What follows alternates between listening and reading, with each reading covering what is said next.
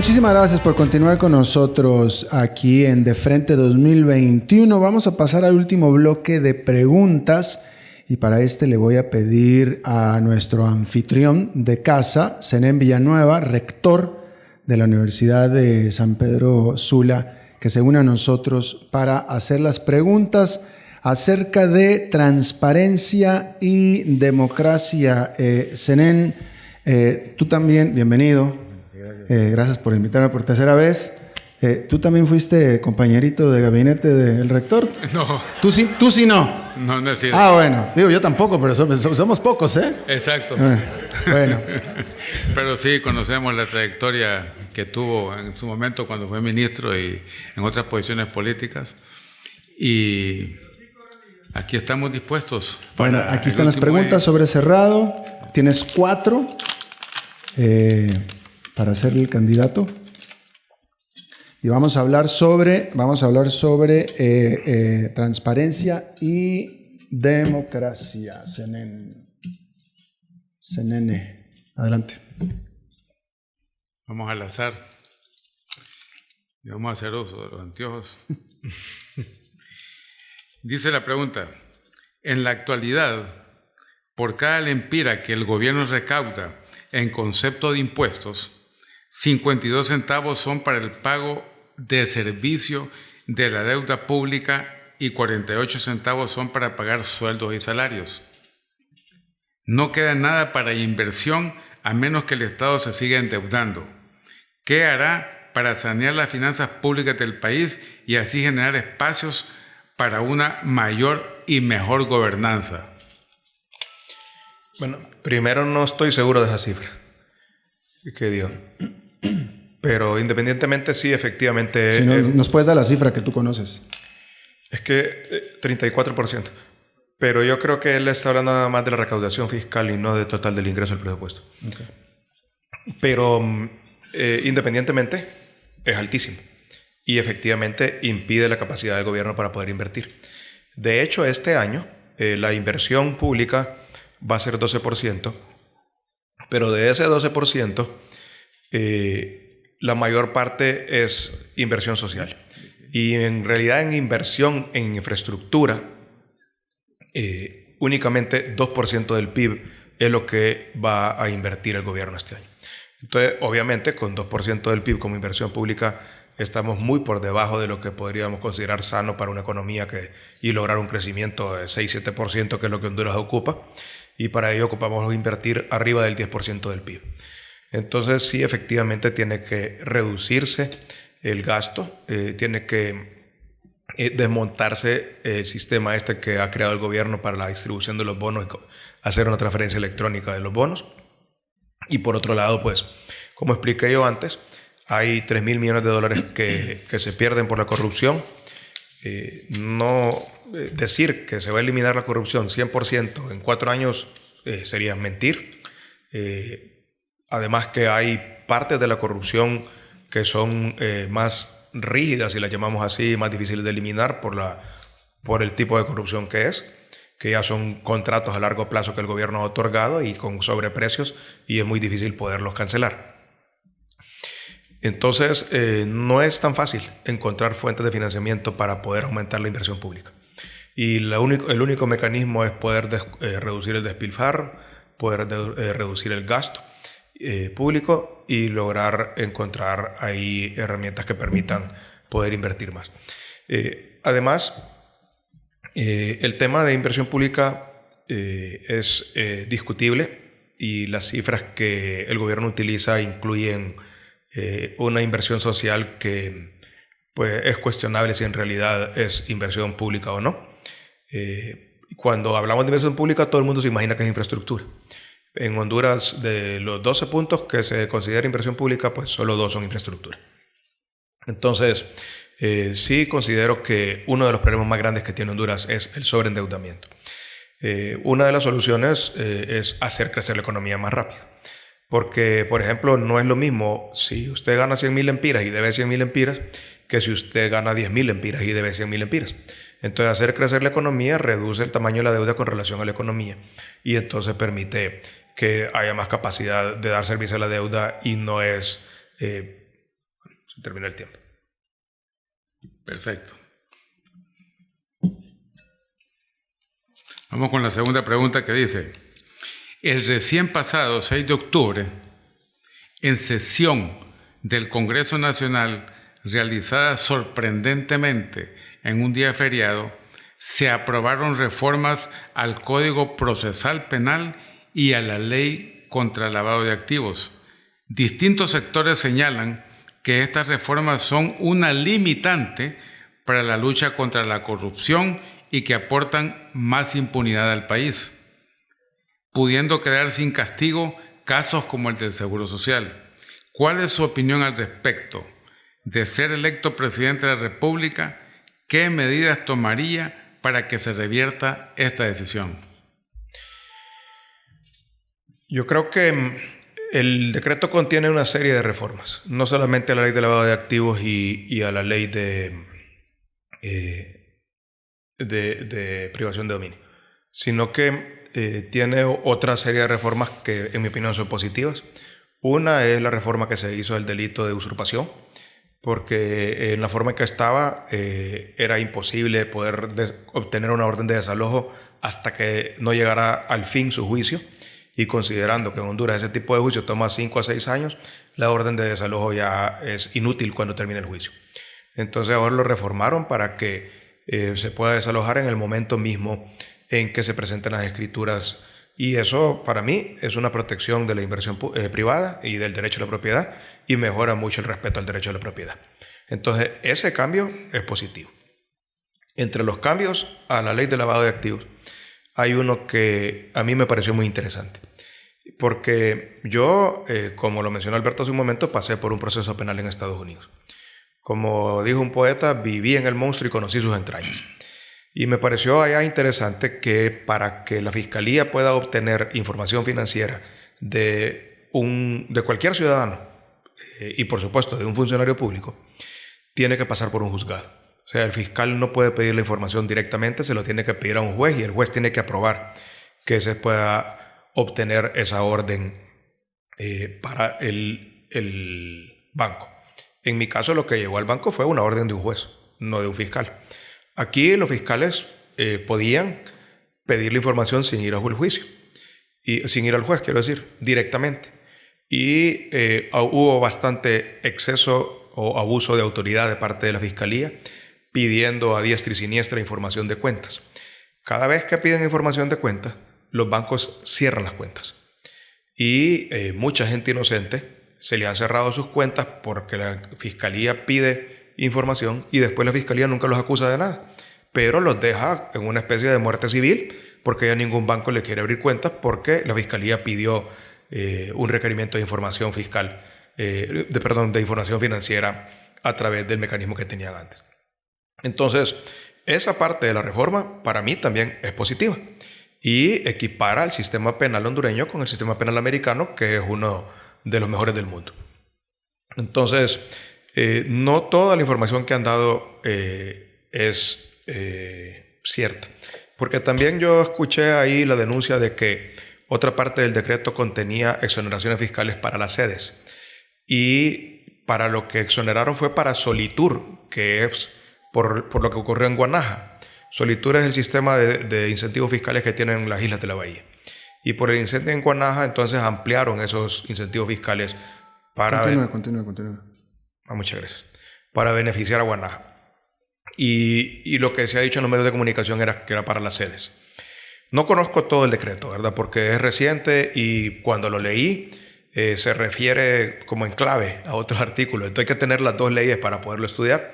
Y entonces, como es algo reciente, no lo conozco todo, pero no estaría dispuesto a derogarlo todo porque no todo es inapropiado. De acuerdo. Le hago una repregunta. Estamos, y comparto su opinión de que era necesario realmente modificar el Código Procesal Penal. Pero, dejando por un lado esos aspectos positivos del nuevo código, sabemos que se han aprovechado de él para también hacer reformas que favorecen la impunidad y que protegen a los corruptos. Por lo menos esa es la opinión generalizada. Y no lo digo solo por la pregunta específica que hice, sino porque en el transcurso de los últimos meses se han realizado varios cambios a ese código precisamente con ese objetivo. ¿Está usted de acuerdo con la opinión que yo estoy dando en este momento? ¿Sí considera que se han aprovechado para hacer reformas que no están de acuerdo con la transparencia? Hay personas que piensan que todo el Código Penal nuevo produce impunidad. Y yo no estaba aquí cuando aprobaron ese código y después cuando hicieron unas reformas que establecen que en el caso de los funcionarios públicos todo tiene que ir al Tribunal Superior de Cuentas antes de que el Ministerio Público pueda actuar en contra de esos funcionarios públicos. Y esa serie de reformas es muy interesante, que fueron financiadas por el Banco Mundial y ellos trajeron los consultores de España, y prácticamente que el Código Penal de Honduras es una copia del de España. Un tema que me ha llamado mucho la atención a mí aquí en Honduras ahora es que las penas en Honduras son el triple que en Estados Unidos. O sea que por un delito de la misma magnitud, aquí usted es condenado a 3 veces más tiempo que allá.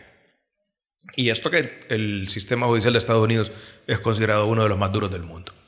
Luego la prescripción también en Estados Unidos, los delitos prescriben en 5 años para los delitos de cuello blanco, en 10 años para los otros delitos, y aquí prescriben en el doble del tiempo de la condena. Y entonces si el delito tiene una condena máxima, una condena media de 7 años, entonces prescriben 15 años. Entonces resulta que persiguen políticos por cosas que ocurrieron hace 15 años y ahora parecen persiguiéndolos con esto. Entonces, yo sé que como tema de campaña y como partido de oposición, para mí sería muy rentable decir lo mismo que usted está diciendo y acusar de corruptos y de que están generando impunidad. Pero vale la pena estudiar más las reformas y darse cuenta de a dónde vinieron las reformas también, especialmente el nuevo Código Penal. Fue un Código Penal que copia el de otro país, de España, que se considera un modelo para toda Latinoamérica. Dicho esto, yo creo que una cosa más importante es la aplicación de las penas, la aplicación del código, si logramos llevar a los juzgados a las personas que son culpables de un delito. En mi caso, que usted me hizo una pregunta, yo me fui a presentar cuando me acusaron y me sujeté al proceso y pagué por mi error. Pero aquí nosotros vemos que muchos políticos lo que hace es buscar a toda forma, a toda costa, evitar ir a un juicio, evitar ir a enfrentar su responsabilidad. Y como expliqué antes también, inclusive para los delitos comunes, la DPI, que es la Dirección de Investigación Policial, y la ATI, que es la Agencia Técnica de Investigación Criminal, resuelven un porcentaje muy pequeño de los delitos. Entonces yo creo que tenemos que invertir más en eso, ¿verdad? En lograr llevar los criminales ante los jueces. Porque de nada sirve tener penas duras, de nada sirve tener procedimientos duros si el delincuente nunca llega ante el juez, nunca es acusado, nunca es arrestado, nunca se averigua quién cometió el crimen. Entonces, esa parte es donde tenemos que invertir para eliminar la impunidad y es más importante que el otro tema. Rector, si me permites, sí. Candidato, de ser tu presidente, que sería ya a partir de enero, activamente tú ¿investigarías, perseguirías al actual gobierno, al actual presidente, que hay muchas sospechas de actos de corrupción después de tantos años? En Honduras, el Ministerio Público, que es la Fiscalía, es independiente de la presidencia, es seleccionado por el Congreso Nacional, es propuesto por, entre otros, la Universidad Autónoma, es completamente independiente el proceso de investigación de la Presidencia de la República. Pero nosotros sí tenemos un plan anticorrupción muy fuerte que incluye... Pero tú puedes presentar una acusación, ¿no es cierto? No. Es la atribución de persecución penal es exclusiva del Ministerio Público. La Presidencia no tiene esa atribución en Honduras. Pero sí me quiero referir, por la oportunidad, al plan anticorrupción del Partido Liberal, que contiene como principales y más novedosas reformas, uno, eliminar, como dije hace un momento, por completo el uso de efectivo en las transacciones del Estado. Segundo, contar y apoyar financieramente a un ministerio público que sea fuerte y que tenga la independencia para perseguir inclusive al propio presidente de la República. Y tercero, poder contar con herramientas de investigación mejores para los organismos anticorrupción del país. Entonces, dentro de nuestro plan anticorrupción sí contiene tener una fiscalía que pueda perseguir inclusive a un presidente. Gracias. Perfecto. Vamos por la tercera pregunta de este eje de transparencia y democracia.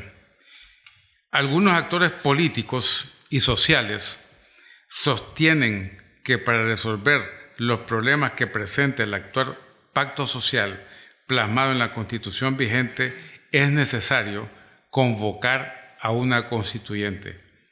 ¿Está a favor o en contra? ¿Por qué? Y espero su respuesta. Estoy en contra de una constituyente. Estoy en contra de lo que llaman la refundación del país. Y de hecho, cuando me consultaron sobre las alianzas, una de las cosas que yo condiciono en caso de llegar a hacer una alianza con los otros partidos de oposición es que desistan de la propuesta de la Asamblea Nacional Constituyente y la refundación del país. Es innecesario y la Constitución de Honduras, que ha regido por 40 años, no es la mejor del mundo, pero tampoco requiere de volverla a escribir por completo. No es la Constitución lo que impide el crecimiento de Honduras, la reducción de la pobreza en Honduras, el combate a la corrupción, ni la solución de los otros problemas del país. Y de hecho, pues, ese es un tema que preocupa mucho a muchos sectores, porque refundar el país significa llevarlo a un modelo que ya fracasó en Venezuela, que ya fracasó en Cuba, que ya fracasó en Nicaragua y que en Honduras no lo queremos, y yo me opongo a ese modelo. De acuerdo, lo que se requiere es respetar la Constitución. Es correcto. Vamos con la cuarta y última pregunta. ¿Qué acciones concretas promoverá para que los que han saqueado las arcas de las instituciones del Estado, entre ellas el Instituto Hondureño de Seguridad Social, o en plena pandemia, la compra de los hospitales móviles, sean responsabilizados por los tribunales de justicia?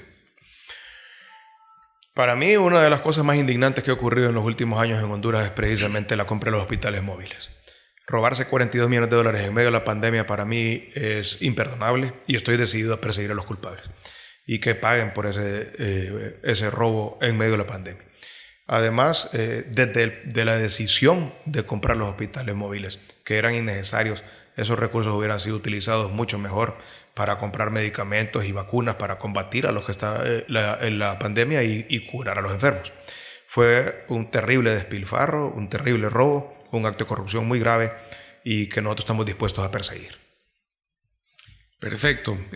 Muchas gracias por sus respuestas y haciendo un resumen de lo que hemos tratado en los 4 ejes en esta noche, en el que hemos introducido precisamente el eje joven. Es una innovación porque, tal como lo dijo José en su momento, representan el mayor porcentaje, potencialmente hablando, de los votantes de nuestro país. Y es importante que ellos tengan plataformas como esta que crea la Universidad de San Pedro Sula para que puedan conocer las propuestas de los candidatos presidenciales y de esa forma tener la oportunidad de poder ejercer ese derecho al voto de una manera más consciente. Resumo en una palabra o en una frase: sin transparencia no hay democracia. Y esa es una verdad en todo el mundo. Corrupción puede haber en todo el mundo, pero no hay impunidad. El serio problema que hay en nuestro país es el de la impunidad que ha habido durante muchas décadas, pero que en los últimos años, y lo mencionamos y usted dio su respuesta, por ejemplo, en relación al caso de los hospitales móviles, que es inconcebible que se presenten a esta altura del siglo XXI. Ya se habló sobre los millones de lempiras que se pierden al año por corrupción, y si no existieran estos altísimos niveles de impunidad que hay en Honduras, definitivamente que estaríamos en un nivel diferente de desarrollo. Y yo quiero conminarlo a usted y conminar a los candidatos a la presidencia de la República que no pudieron o no quisieron estar con nosotros esta noche en este foro, el foro que se ha convertido en un foro referente desde el punto de vista académico. Es la cuarta ocasión en que lo realizamos, como ya se mencionó, y es la plataforma ideal precisamente porque la academia precisamente da ese sentido de transparencia que se requiere para que los candidatos puedan exponer, conversar y debatir sobre la realidad nacional. Entonces, es importante para todos los candidatos que entiendan que ya no podemos seguir con esa cultura de corrupción y peor aún con esa cultura de impunidad. Necesitamos reforzar y fortalecer la transparencia para que la democracia en Honduras realmente se fortalezca. Y cerrando mi participación, quiero agradecerle a usted el haber aceptado nuestra invitación y decirles a toda la comunidad hondureña, a los jóvenes principalmente, que la Universidad de San Pedro Sula, así como en esta cuarta ocasión está presentando de frente 2021, conversando con los candidatos presidenciales, vamos a seguir con este y otros proyectos con el objetivo de fortalecer la democracia, con el objetivo de promover el desarrollo educativo y cultural de Honduras. Agradezco también a la Universidad hondureña. ¿Por qué? Porque las 21 universidades que conforman el Consejo de Educación Superior nos han apoyado en primera instancia y en segundo lugar han estado muy puntuales en los últimos años con pronunciamientos específicos sobre la problemática que vivimos en nuestro país. Agradezco, le repito, su comparecencia y muchas gracias a todos. Gracias, rector. Muy amable. Gracias. Candidato, antes de cerrar, acláreme nada más una cosita, porque yo me referí específicamente al próximo expresidente sobre investigarlo por sospecha de corrupción, y usted dijo que no era un área que le pertenecía a ustedes, sino de Poder Judicial. Pero respecto a los hospitales móviles, ahí sí dijo que sí los perseguiría. ¿De qué me perdí ahí? Bueno, es una buena pregunta. Nosotros, efectivamente, el presidente no tiene atribuciones, pero sí considero que tiene una voz fuerte para pedir que se investigue. Hay en el Poder Ejecutivo atribución para investigar la parte contable, digamos, de lo que ocurrió. Y a través del Tribunal Superior de Cuentas, que también es una entidad independiente. Entonces, establecer lo que ha ocurrido con los hospitales móviles y poder lograr que se aclare cómo fue el procedimiento, sí es atribución del presidente.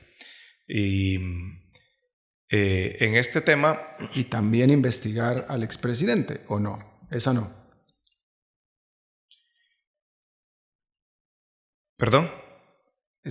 ¿Sería atribución del presidente pedir investigar al expresidente? Sí, bueno, tiene la voz para hacerlo, por supuesto, aunque no tenga la atribución para investigarlo personalmente, excepto la parte contable. Bien, creo que bien. Gracias. Entonces, Zenén Villanueva, muchísimas gracias. A continuación vamos a formar un panel de análisis sobre lo que aquí se dijo y sobre el proceso electoral en general de los demás candidatos. Y yo creo que el candidato Rosenthal se merece todo nuestro agradecimiento por estar aquí, por aguantar estar en el asador. Muchísimas gracias. Gracias al público presente. Está invitado a quedarse si quiere quedarse a ver aquí qué es lo que digerimos de todo lo que aquí se dijo. Y bueno, por mi parte yo creo que se merece un aplauso el candidato. Gracias. Bueno, yo también quiero aprovechar para agradecer y felicitar a la USAP por la iniciativa de hacer el foro hoy. Y agradecer a Alberto Padilla por haberse trasladado hasta Honduras a dirigir. Encantado de estar aquí. Y yo, pues, como dije al principio, considero que para los políticos la mayor responsabilidad es dar la cara a los ciudadanos. A eso vine yo hoy. Lamento mucho que los otros podios estén vacíos y que nuestros contrincantes no estén presentes y no hayan hecho lo propio. Pero, pues, bueno, estamos nosotros sí aquí presentes, dando la cara como siempre lo hemos hecho. Y muchas gracias y muchas felicidades también a las universidades que participaron en la realización del foro, a los jóvenes que participaron en el cuarto eje, como lo llaman ustedes, y a la USAP, por supuesto, por la iniciativa extraordinaria que tiene cada 4 años. Gracias, candidato Rosenthal, muchas gracias. Bien, vamos a una pausa y regresamos con este panel inmediatamente.